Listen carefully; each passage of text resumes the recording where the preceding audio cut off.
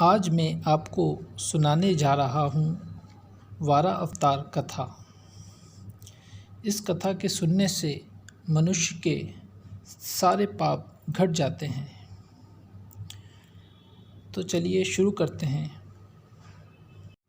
जब ब्रह्मा जी सृष्टि की रचना कर रहे थे तो उनको बड़ी चिंता हुई कि जीवन के रहने के लिए तुरंत ही स्थान का प्रबंध करना चाहिए। सो वे पारब्रह्म परमेश्वर का ध्यान करके कहने लगे कि हे भगवान, आप बड़े दयालु हैं, सब जीवों के पालनहार हैं और भक्तों की इच्छाएं पूर्ण करते हैं। आपकी आज्ञा अनुसार जीवन को जन्म दे रहा हूँ। अब तक मैंने जितने जीव उत्पन्न किए हैं वे सब कमल के फूल पर बैठे हुए हैं, क्योंकि रहने के लिए और कोई स्थान ही नहीं है। सब जगह पानी ही पानी है। इन लोगों को रहने के लिए पृथ्वी की बड़ी आवश्यकता है। सो आप जैसी आज्ञा दें वैसा किया जाए। ब्रह्मा जी इस प्रकार आंखें बंद किए हुए भगवान जी की प्रार्थना कर रहे थे कि उनको हृदय में भगवान की दिव्य ज्योति वाली मूर्ति दिखाई दी और भगवान ने कहा, हे ब्रह्मा, तुम चिंता ना करो। प्राणियों के रहने के लिए मैं पृथ्वी को हिरण्यकश्यप द्वितीय से, जो कि उसे उठाकर पाताल को ले गया है, छीन कर लाऊंगा। ये कहकर वो दिव्य ज्योति अंतर्ध्यान हो गई।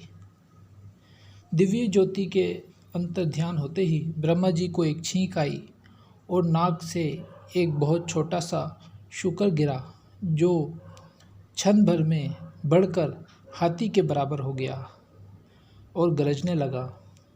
ये देखकर ब्रह्मा जी घबराकर कहने लगे कि ये क्या मुसीबत सामने आ गई।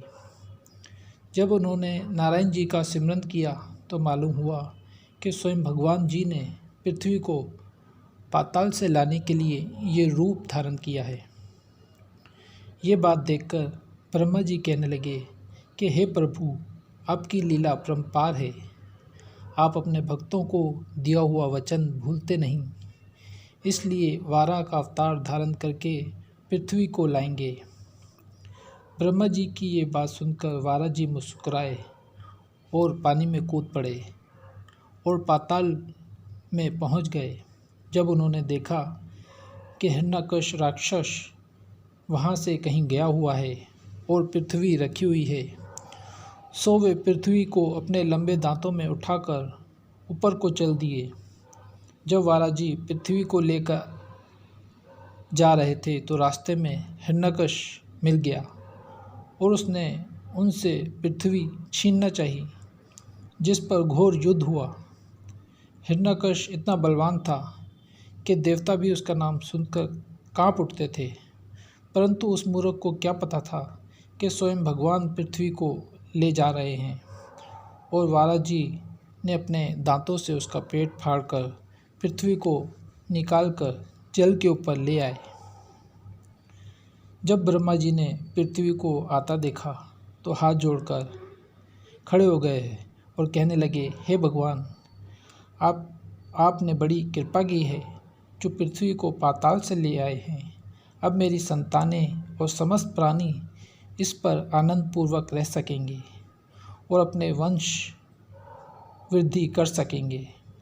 अब आप ऐसी कृपा कर दीजिए कि पृथ्वी को एक स्थान पर पानी के ऊपर रख दीजिए और ऐसा प्रबंध कर दीजिए कि ये स्थिर हो जाए, हिलती डुलती ना रहे।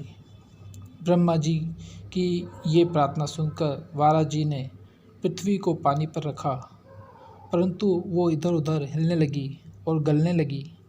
तब भगवान ने अपनी शक्ति से उसे गलने से भी रोक दिया और अपनी जगह स्थिर कर दिया। उस दिन से पृथ्वी अपने स्थान से इधर उधर नहीं हटती। कलयुग के मनुष्य इस कथा को सुनेंगे तो उनको मोक्ष प्राप्त होगा और कलयुग के अंधकार में ये कथा सूर्य की तरह है। कथा समाप्त।